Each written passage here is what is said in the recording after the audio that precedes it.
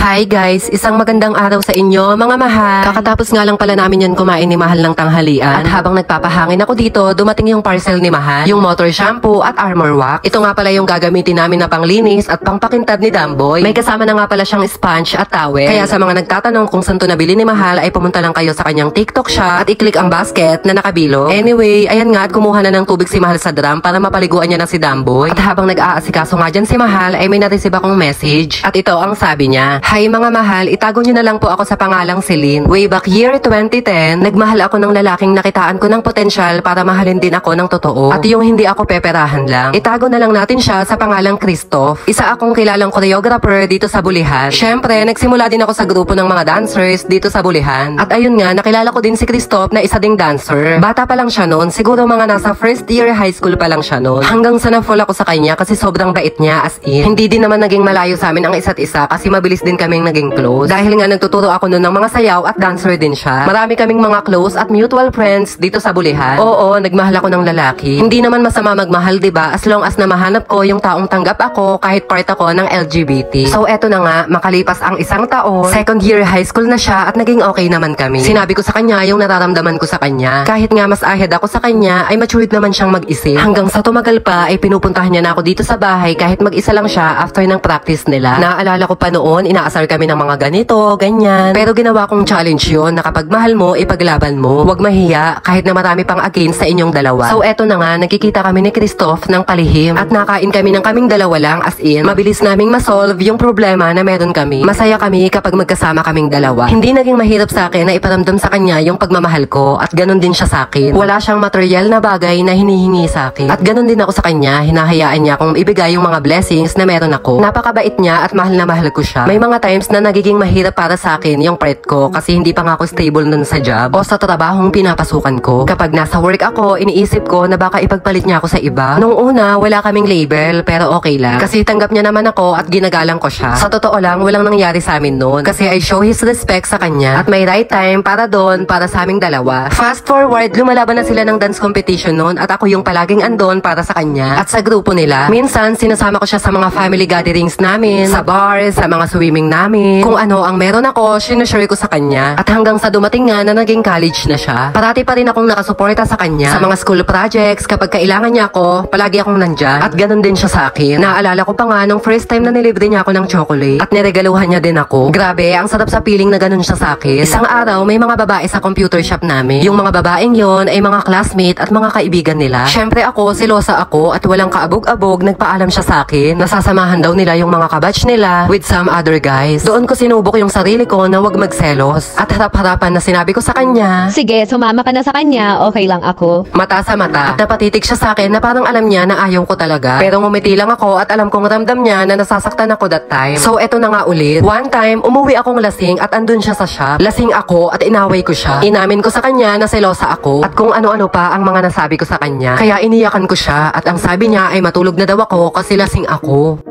So dahil nga college na siya ay malapit na siyang matapos ng pag-aaral hanggang sa may nakilala siyang kabatch niya at inaasar ako na sila daw ni Christoph. Sobrang nasaktan ako at hindi ko alam ang gagawin ko. Para akong lumubog sa kinakatayuan ko at simula noon naglaylo kami. Dumating yung araw na dinadalaw-dalaw niya ako. Nakita niya ako na blooming, bagong color at reband yung hair ko noon. Kinamusta niya ako at ang sabi ko ay okay lang naman ako. Nag-usap kami nung mga oras na yon. Ang sabi ko sa kanya ay support naman ako sa kanilang dalawa. Basta wag lang masaktan yung isa sa kanilang dalawa. Okay naman kami ni Christoph. But suddenly, nagkaroon kami ng commotion. Kasi magkaiba kami ng relihiyon. Yun nga, binalak niya ako sa messenger at ilang taon kaming walang communication. Through FB lang at nag-heart react ako sa mga post niya. Nasa ibang bansa na pala ngayon si Christoph at maganda na yung buhay niya. Mahal na mahal ko siya, honestly, until now. 12 years ago ba naman? Dati, masaya lang kami kumakain ng siomay dun sa taas ng comshop at nangako sa isa't isa. Wala na din pala sila ng GF niya 3 years ago. At ngayon, meron na yata siyang bagong nililigawan. At support naman ako sa lahat ng mga magiging desisyon niya. Kaya kung nanonood ka man or nakikinig ka man ngayon, Christoph, gusto ko lang sabihin sa'yo na miss na